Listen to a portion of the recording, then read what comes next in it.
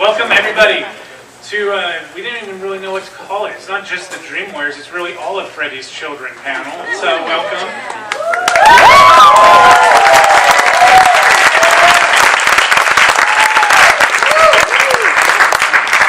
Starting right here, my Nancy.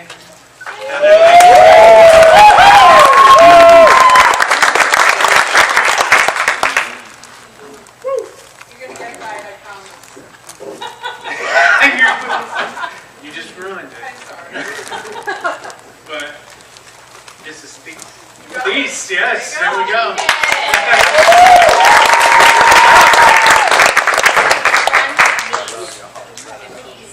Well, she was throwing thesis statement at me. To this day, one of the most disturbing Freddy kills I've ever seen. Couldn't happen without Miss Jennifer Rubin.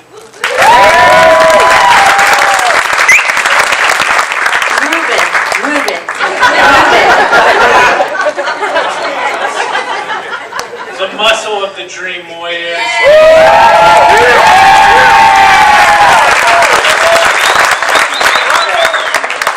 The cool kid, Rodney, Eastman.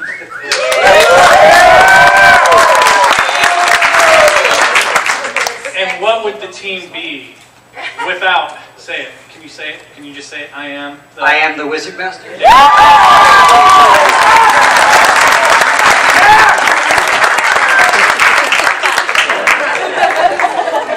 The thumbs down.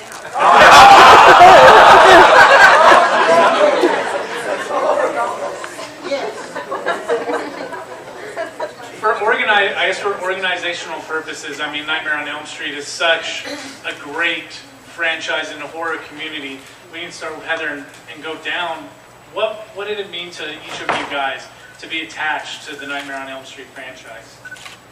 Wow. Start with the easy one. It means that you are attached to the greatest horror movie of all time. I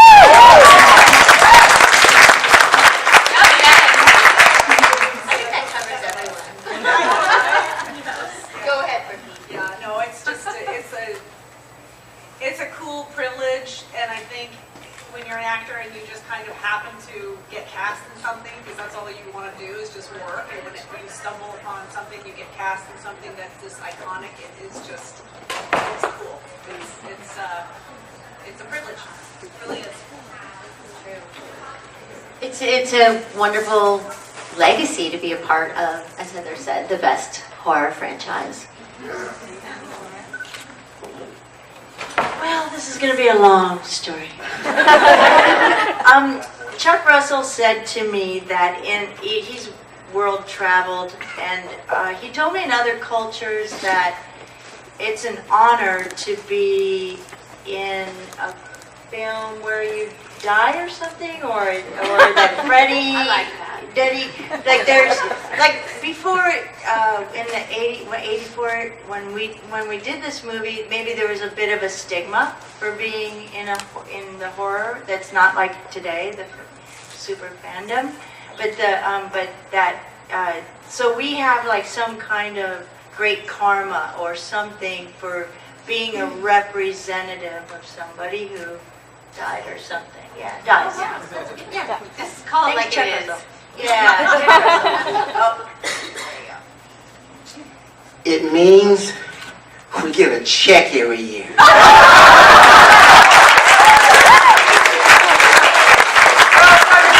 and there we just bring it home.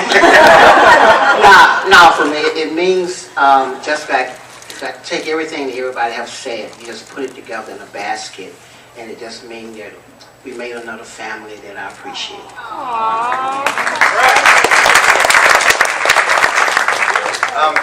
Now I'm speechless. It kind of what Jennifer said. I mean, for me, what it meant in the moment. I was a huge horror fan. I saw Friday the 13th in theaters and Evil Dead, and when I was a little kid, The Exorcist and Texas Chainsaw Massacre, and so then to watch Nightmare on Elm Street, the first one, when I was like a senior in high school, and wanting to be an actor, and then 3 years later, my first real acting job getting to be in a horror movie and getting to be in this horror movie was pretty incredible. And then the other part of it is what Jennifer just touched on, is that, you know, in the 80s, horror was like, kind of like one step above. Well, there was pornography, soap operas, horror movies.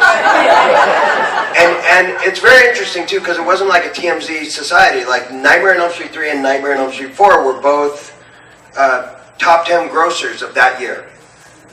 And I didn't even realize it. Like, I didn't even, because now, like, if you're in a top 10 movie, like, you have a publicist and you're, like, going out to dinner and the paparazzi is chasing you.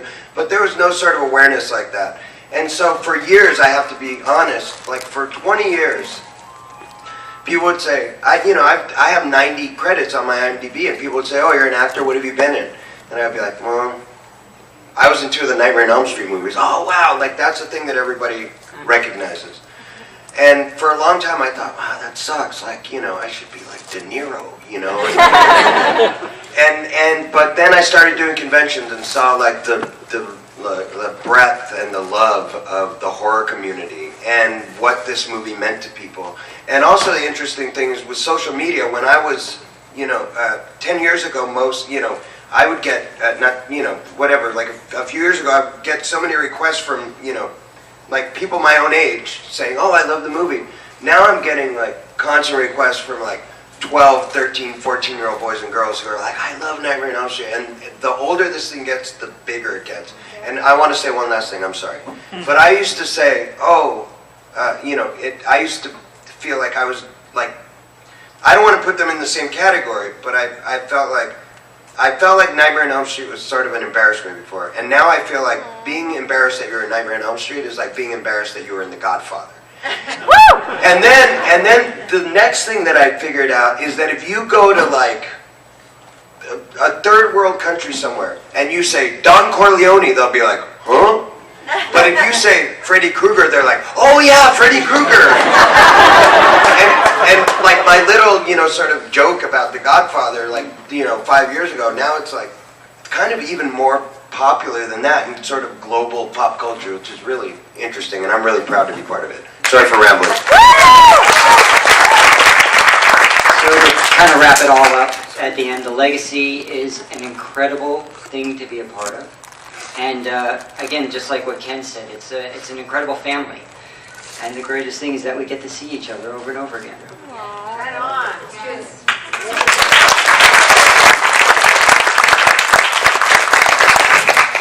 More for Heather and Amanda. The first one is it's a dark horror film compared to when we see Freddy. By the time we get to Dream Warriors, he's dropping the one-liners like "Welcome to prime time" and all that kind of stuff. Was it on the set of the first one compared to Dream Warriors or New Nightmare, with Robert Englund? He seems like he's always like a lighthearted guy, but the tone of the film is so different. Was that kind of a transition to go from what was a darker film to Dream Warriors is a horror film, but he's dropping the lines as he's taking the kids out?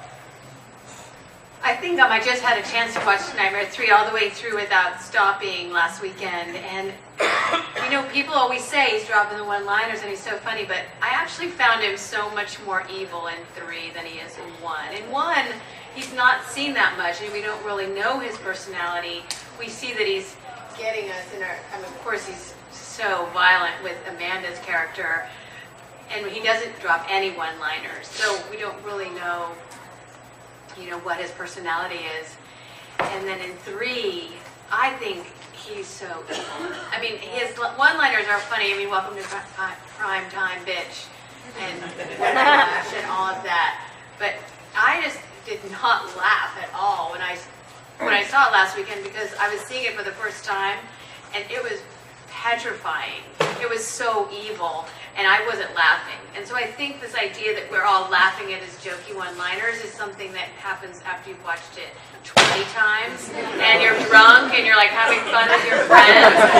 You're seeing it, and it is scary, and I don't think he's the jokey guy there. I mean, later on, maybe in 6, 5 and 6, it kind of becomes more jokey. But he's super evil in 3, and I don't think we should get him off the hook by saying he's not. Just pure evil. Pure evil. Yeah, okay. That was my Can I say humble something? opinion.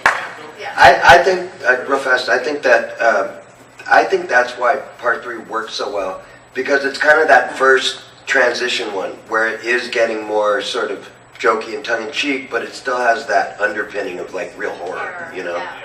And, I mean, especially with your character, I mean, it's horrifying.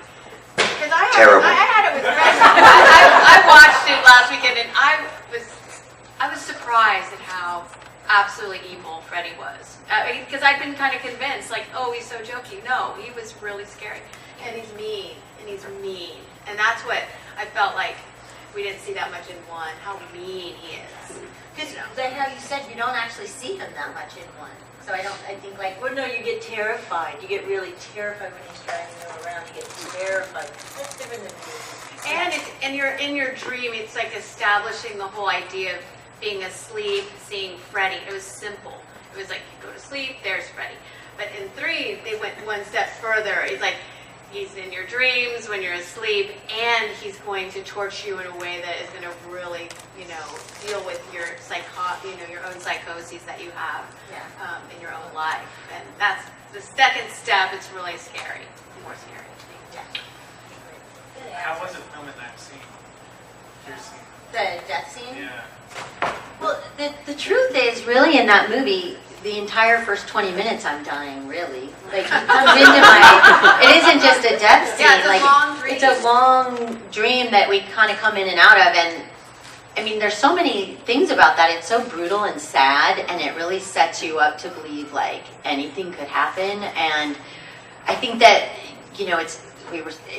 I think the brutality of it, and the sadness of it, I think, is what hooks people to be emotionally involved in this film. And I think that the sadness of my character's struggle, because I'm the first person to see him and fight him, is that I had read somewhere that all great horror is intrinsically sad, and Tina's fight with him in ultimate death is incredibly heartbreaking in many ways, and I think that's what hooks people into the movie emotionally, and I think that then, or possibly the whole entire series, and then the fear, once you're emotionally involved with something, you're affected much deeper than if you're and that interpretation is so much better than the one that you hear, like the easy pat. Oh, she's the one who's loose and she's the sexy one and she has the boyfriend. She's gonna get laid that night. Like, that is not the reason Freddy is after her. No, Freddy is after her because she is the most vulnerable of the four of us, and she's the easiest one to pick off early. It has nothing to do with, like, any of her sexuality, anything. It's about her being the child of this, divorced mom who's left her alone, abandoned her by herself. Her friends are there to keep her company. It's a sad situation that, we all know about. We're all part of that. But it's also, when you say the word child and you put that musical song in the beginning, that sweet little lullaby in the beginning, and it really is childhood, child, innocent, corruption, sad. Yeah. Heather's husband wrote that song? Oh, you mean the Yeah. 1, 2, Freddy's Coming for You? Yeah, we kind of picked that out on the piano on one of the very days before we did the bathtub scene. Yeah, because he was a jazz pianist, and I was like, man, he had a tune. I don't know. The one I would know, like, from childhood is in a major key. Really, it's not that minor, scary key, and so he just kind of changed it around a little bit for that theme in the bathtub. And it's just so. Yeah, they liked it. Yeah, they used it. Question for the whole Dream Warriors group. What did you guys, when you guys first got wind of what the concept of the movie was going to be, that you guys were going to like form this team to combat Freddy? What was your first thoughts about that? Because that's a concept that up until that point, you guys are his most formidable foe. Like, you actually named Ira, you shock him with your lightning. You get him. Yeah, man, and I thought I was going to get him for sure. Chuck Russell told me that the editors were saying that all the fans are going to be really pissed that I got to die. But it was an incredible feeling. I mean, you know, as a character, well, I always grew up playing Dungeons and Dragons, so that was a lot of fun. Thank you, Aubrey. And when I actually got the audition to actually play it, I was just me. That was me you saw. But it was a great, incredible feeling to actually have the power to go after Freddy. You know, blowing up that wheelchair, and then just having that feeling of overcome me, feel like I'm gonna take this motherfucker down. Pardon the French. You know, and so it was great. And then of course he got me and killed me. That was the bummer part. Can I say we auditioned together, the Dream Warriors. Did you guys You really? did? We auditioned. Well, we did the group therapy session, right? Oh, I remember we got together and did a group, Yeah. like dream therapy session. That was at the audition? And yeah, you know, I like don't know if he had already gotten the jobs though. I think. no. No, we had a reading in Westwood. It was like this. It was in that one building on Robertson and Beverly, Right. and then we all go up there and we do a group. We would go in. We sit in a circle. Yeah, we sit in a circle. I guess you were the only one in that group that got the job. No, you were there. Really You guys were there. We all did that. No, but I remember we all went and did like a whole day of dream therapy. Like we got like a handout. We were supposed to go home and read and all about dreaming. And That was in Westwood. that was in So Westwood. I remember for sure we all met Chuck for lunch Right. in Westwood, and then we went by the Avco because his buddy, his roommate at the time, had a loft over the And that's where we Avco, met. and that's where we all did our reading, the read-through, which somebody recorded, and I would love to hear that. Oh, wow. That'd be cool. And I had no lines in the movie, so I guess I was not invited to the read-through. I swear to God, this is the first time I've ever heard of this You were there, read-through. Rodney. Was I? You might have been on one of your Marijuana. 90 You didn't have that much to say. Ken, did you have fun busted for that ball? Did I have fun? Because that was when we busted. Yeah, right. I remember I was afraid because at that time I didn't know anything about physical acting and stuff, so I actually thought I had to really bust through a wall.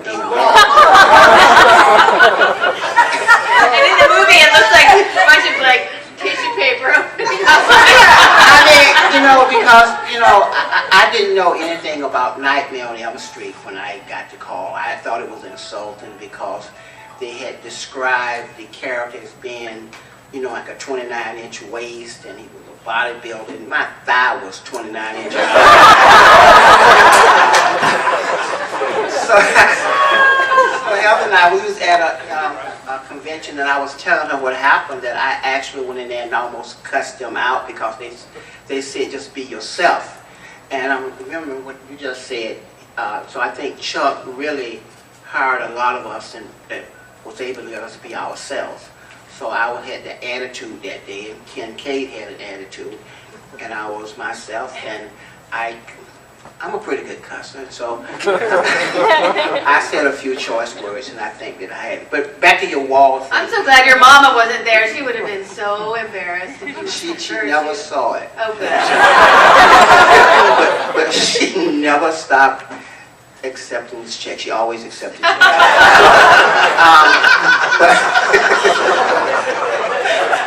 But the wall, I remember when I bust the wall through the first time, because he kept saying you could do it, and I did it. And I went through, and I said, oh shit. But I made a mistake by going home trying to do it. But no, that was exciting. And Jennifer, your scene, I mean, that just speaks just volumes. Everything from the fact that you're badass enough to try to knife fight Freddy. I thought you were talking about the therapy session when I had all my hair going down and my reveal to the hair going up and the boobs going up. That was Going out. That was great. I think that was like a really great transition. But okay, and then I fight Freddy, and then yeah. Well, But Jen, I have to ask you because I just saw this movie and I was like, Oh, yeah. how did you practice with your knives? You were like, oh, so remember, so you know those buzzers in your palm? Yeah. So they took the buzzer out and put like ball bearings, like you have those spinner things now. So the knife went, magnetically to the spinner, and then you just whoop. oh, that's That's the old movie magic. So you just Way to destroy the myth.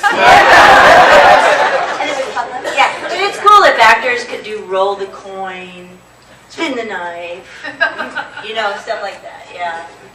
Did you get to keep a memento from that scene? You got his syringe glove or anything? Well, I do now. Robbie from Terra Gloves made me one. Yeah, we love Robbie.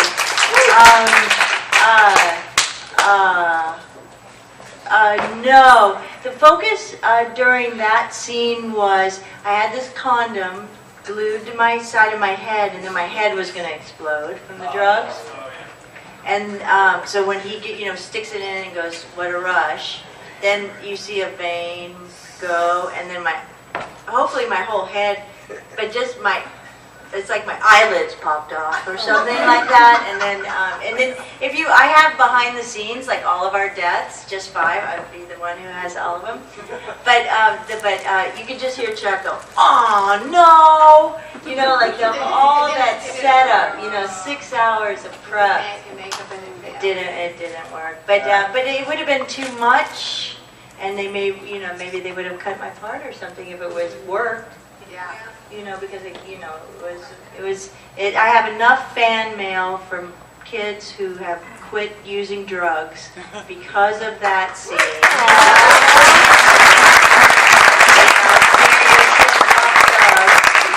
And so it did its trick in the They should in the make right that way. a public service announcement. Yeah. Yeah. Yeah, Universal in LA and Orlando, they've done multiple haunted houses based on the franchise. And they've reenacted a lot of the kills from Nightmare 3. But I gotta tell you, as a patron, walking through a haunted house, the scariest kill I've had to experience firsthand is Roach Motel. And so you walked in to this room, you walked around the corner, and the thing that you immediately notice is that the floor Getting smaller. And then, so I did that one, and then we go to the actual Roach Motel, and that was like a, 18-hour day, I think, shooting in that. And I'm actually in the cockroach costume. I don't know, a lot of people don't know that, but you can see my legs sticking out, and I'm working the movement of sitting up and stuff, and then I have, cables going down, working the antennas and stuff. So, yeah. How did you get the part? How did you get the part? Sorry. Just normal audition. Just got, lucky that it was a fun death. Who knew, right? I always think about that scene anytime I'm on a weight bench. Elbows, oh my God, every time. And you see, Rodney, you can't actually really break your arms that way. Yeah. No, it doesn't work. In the movies, it does. Well, you, Heather, after Dream Warriors, you come back, of course, for New Nightmare. I mean, that movie, it was like the horror version of Last Action Hero, where he's coming through Wes's mind and he's torturing you guys for real. What was that experience like? And did you get to keep the telephone? I don't have any telephones. I wish I did. And people bring them to me all the time. And I could just probably go home and make one. I mean, they're not hard to make. You just need that old style telephone, and they don't make those anymore. So the 7th one, I was really, really excited that Wyss decided to come up with a new idea. And And his producer, Marianne, told me that he labored over figuring out a story to bring to screen for years, that would bring his story to a culmination. And he said, my friend Marianne said he called her one night and said, I think I've got it. I think I figured out what I want to do. And so he wrote the script and submitted it to me. And I looked at it and I said, no way, this is never going to be good. It's going to be terrible. I can't play myself. No one's going to buy this. And so I really didn't want to do it in my heart. But talking to Wyss more and more, because he was going to direct it, I said, okay, I think you just have to be careful because I'm playing myself, Heather Langenkamp, and I don't want to be like so weird and strange. Because she was kind of strange character. She was humorless, first of all. Like, I never smile in the entire show. And, my relationship with my husband, and it was so tragic. And I just wanted Wyss to be very careful. And it turned out that, it was an intense shoot. We did have the real earthquake in Los Angeles on about the second week of shooting. And it made everybody really kind of depressed for, I'd say, a couple of weeks. A lot of people lost their apartments or had things that were destroyed, and no one was hurt or their families were hurt, which was good. But after an earthquake in LA, well, here too probably, you are in this state of agitation, like you think another one's going to happen at any moment.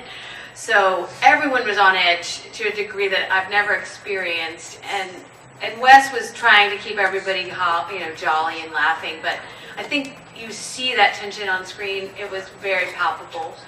And working with, everybody as their real selves was just really cool. And being with Bob Shea at his real office at New Line Cinema. And then, acting with Wes Craven. That wasn't his real house, but, it was, every day was a big challenge because it's hard to be yourself. It's hard to be natural. It's hard to bring a character and then try to do both at the same time. Before we open it up to Q&A, we want to spend a lot of time doing Q&A because you guys are all here to talk to them. But I just wanted to ask, does anyone have anything like new in the works or doing some fun stuff going on? Well, I just did a part in a movie called Truth or Dare. I think it's going to be on Sci-Fi or FX. I can't remember. I get those two confused. But I actually wear a burn makeup. So I'm sitting there in this burn makeup thinking about Robert Englund every single minute that I'm on the set, realizing it is really hard to act in a burn makeup. And I feel so hideous in it that I can't wait to see what my fans think of it. But it's a horror movie and it's very, very scary. It's based on the game Truth or Dare. So, yeah. I don't have anything. I have a horror film streaming on Amazon right now called The Id. And I have a movie coming out on the Sci-Fi Channel too, a horror film called Madison. And I have a movie coming out in September called The Hatred. That's also a horror film. And also in September, a movie coming out called The Watcher of Park Avenue. That's a thriller. And there's a couple more, but those are the ones coming out right now. Watch The Id. I'm super proud of it. And Tommy Hudson directed it, who produced the Never Sleep Again documentary. And Tuesday Night has a song in it. And it's really good. Really good. And I would really like people to see it. And it's streaming on Amazon. The Id. The Id. ID. Thanks for spelling it, because I was like, how do you spell it? It's A-U-L-D. Exactly. I wrote The Folklore of Marijuana as a screenplay. It's so good. It's so good, and It's so Amanda's good. going to be in it in a nightgown. Yes. In a nightgown, but it's just because she's stoned. It has nothing to do with it. So, yeah, we'll work out it. But I'll get a real costume person, but I just think it's funny because that's the nature of the movie. But it's very serious, and it will shoot in November when you really harvest marijuana. So it'll be hopefully really big, like great-great-grandfather plants, not like little 7-Eleven plants. And, no, but you know what I mean, like, you know how they are. It's like, yeah. Orange pots. And then hopefully everybody, I would love everybody from Nightmare series to be in it. I would like that because it's a community and it's about, sometimes, if you have a movie called Tammy, and I mean nothing against Tammy, I love that movie Tammy, but it's just like Tammy goes here and then Tammy goes there, and those people she talks to is not really, but like, to do a movie that has community, where everybody matters in the community and is harvesting marijuana, so we all can package wrap or pick or flip, and they wouldn't mind if everybody got on board. But when I secure the financing and we get to November, I have the location and I can house crew and actors, then I will come when I have money. I will come when I have money. I will say, please. Because you're expensive. You're expensive. So anyway, but it's just great to go from an actress to a writer. I just feel that as a personal thing. From like, say you smoke a lot, and then you learn to write. This is a personal accomplishment. So, and it was a mark of maturity on my part. So there, I'll pass it. Wow, you really did this research on that marijuana. Well, I did a movie last year called Gorinos, and then I recently finished a film called Nation Fire, where I'm playing a villain. I never played a villain before. I'm playing a Sweet villain. I'm actually playing a child molester. No! I'm playing a villain. And they kill my ass. Spoiler alert. And also, I still have my nonprofit where I pay for kids' books when they go to college, and I send kids to camp every year.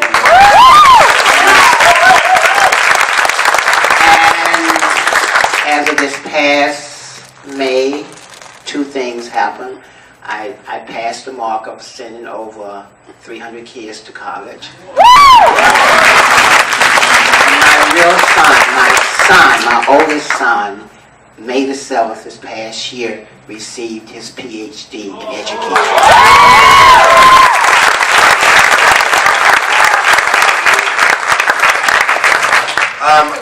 I will be assisting Jennifer in research.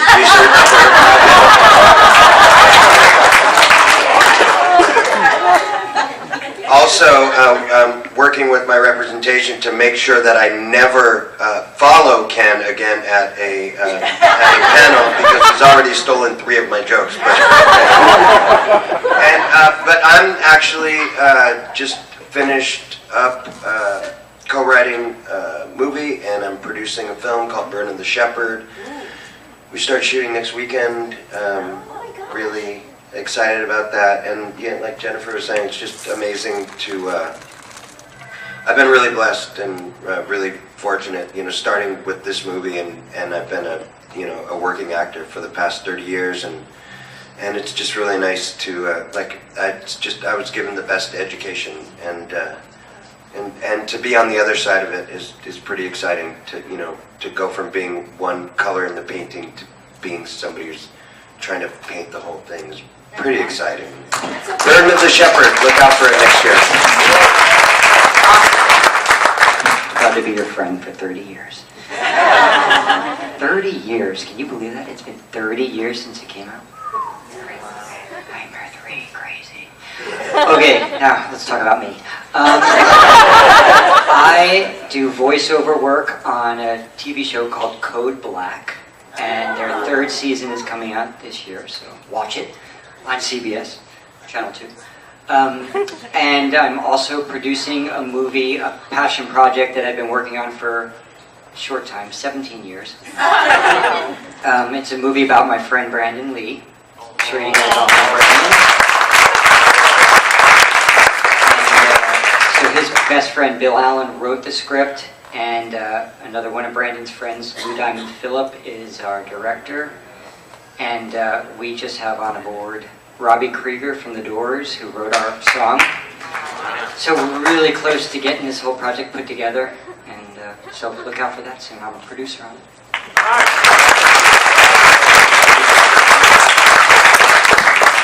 Hey, let's just open up for some Q&A, right? So, Rodney, I need to know what it felt like. I knew you were gonna talk to Rodney right away, girl. Okay, Rodney, go ahead. I need to know how you did that waterbed scene. Me too, Rodney. Fully clothed. No, come on, seriously. Legit, that was pretty. Yeah, I mean, it was.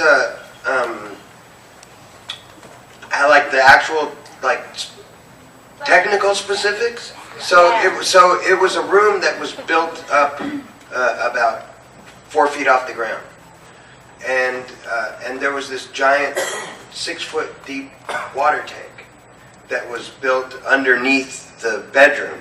So I want to do a diagram. So like half of the waterbed, half of this tank was the waterbed, separated by a wall.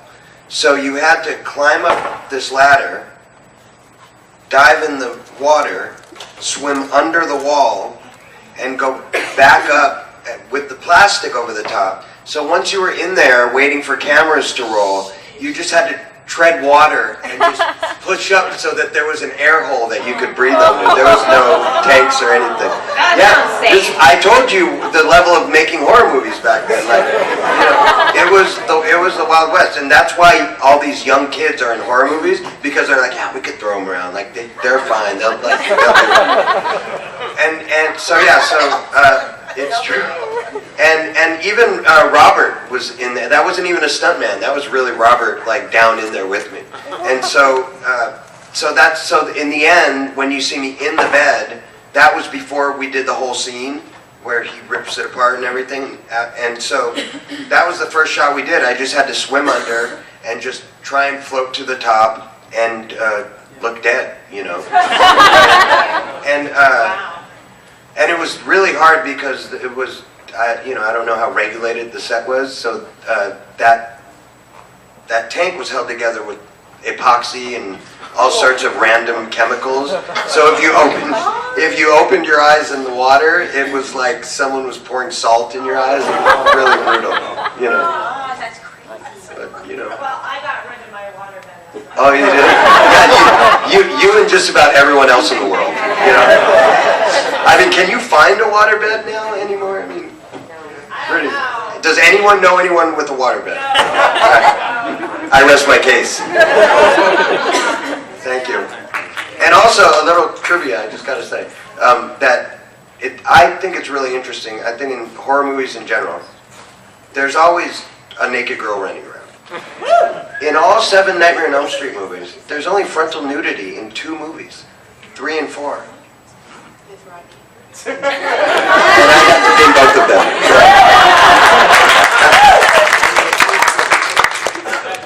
Little guy right there. Yeah. This is an embarrassing question. I don't know how to say it without getting embarrassed. It's for Rodney. It's about in part 3. In the movie, I just heard this. I want to know if it's true. When you walked away from the group in part 3 to go with that nurse, and it turned out it was Freddy. During the transformation, instead of cutting over, and then it turns back against Freddy. Oh god. It's okay. It said that it would. Freddy still had bosoms that were burnt. I want to know if that's true. That is true. That is true. In the original way we shot that sequence, there was a shot of the nurse, and then they had a transitional thing where they put the woman naked with Freddy's head on her. So it was Freddy's face with that body, which was so cool looking, and I have a picture of it somewhere. And then they cut back and it was completely Freddy, and they took it out because it looked just funny to them on screen. But yeah, it was such a weird, cool image. I wish they would have kept that in, but that is true. Oh, okay. Well, there you go. Never sleep again. See it there. First off, my condolences that Larry Fishburne couldn't be here today. I know. But did you guys realize that the franchise has become a major phenomenon when you turned on MTV and you saw Freddy in a Dawkins video? No, clueless even then. I don't think anybody sitting up here ever.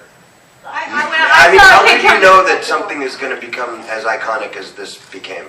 Like, It I had no really idea. gained momentum after, of course, Robert always says it, after VHS and DVDs became like part of our household lives, and people were watching them 30, 40 times. That's when I think you could notice that, like, some people had seen it, and then once DVDs and VHS came out, suddenly, like, 100 times more people had seen it. And that happened, I think it happened, like, in the mid-90s. I mean, late 90s, when people just went nuts seeing it. You and I both, we've talked about this, like, it was much after the DVD and VHS was Halloween when people came to the door. Dressed like Freddy. And I was at my mom's house handing out coffee. Go to the Wyss's house. Guess what Auntie Amanda needs right now? Or maybe some wine. Kids came to, it was like a year or so after the movie had come out, or maybe later. Maybe After later. Nightmare 3. Yeah, because I was at my mom's, and like my baby nieces and nephews they were trick-or-treating, and a couple of Freddys came to the door, and I was like, what? And I said to them, I was like, I'm in that movie, I play Tina. And they're like, nah. Like, whatever. Here's your candy. Get out of here. Get out. This is for all of you. The Dream Warrior song, written by awesome band Doc. How often do you guys listen to that song, and have you ever gone to a live performance and seen them do that song? I just saw Don Dokken sing Dream Warriors with a guitar and just his voice, because he played it last weekend, and it was beautiful and unlike the version you've heard on the record. But just, he was awesome, and I realized I could hear the lyrics like for the first time. I understood them, and it was. Awesome. I was so lucky to hear that. I got to see them play at the Whiskey A Go Go. That was like a few weeks ago. In May. Yeah, in May.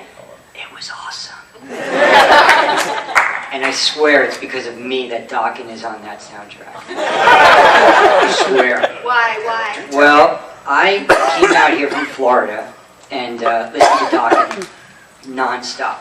And we're working, and Nicky Marvin comes up to us and says, oh, we're thinking of bringing Dokken in or Mesmerillion. And Rodney, I clearly remember going, say, he wants Mesmerillion. And I said, no, just Marillion, sorry. Jesus. So I forced Dokken down Nicky Marvin's throat. I said, you gotta put Dokken on. Because it just meant so much. It was like pure rock and roll. It was like, it just fit, right? Yeah. I do. I mean, I have their album, their CD. My table got full of stuff, but I wanted to put my Dokken pin out and my Dokken CD. Yeah, but I didn't go. Ira had invited me to go over there, but I'm moody, so I didn't go out. We know what Jennifer was doing. She was doing research.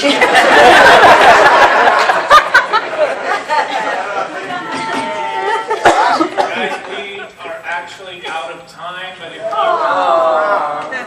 if you would like to talk to all of these guys, they will be here at their tables for the remainder of the day.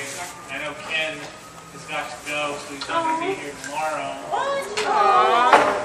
So if you want to talk to Ken, you got to do it right now. The rest of them will be back tomorrow. How did you do that car seat in the beginning? That was what, four? The car seat, the junkyard. You would bring up the death scene. Oh, I don't know how many cars. Before you talk about it, that you were, what did you say at the last con? About how you survived number 3 and how proud you were about surviving number 3? Oh, because, you know, I'm the first black to ever survive a major horror.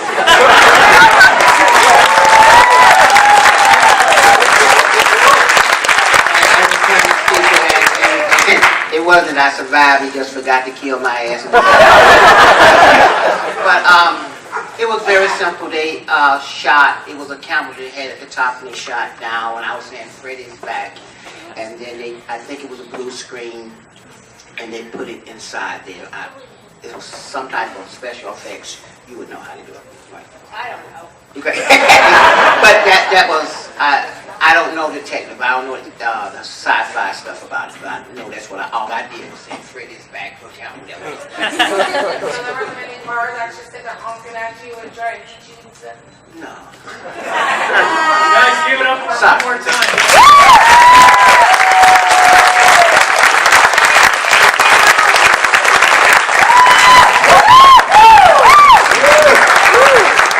Thank you so much.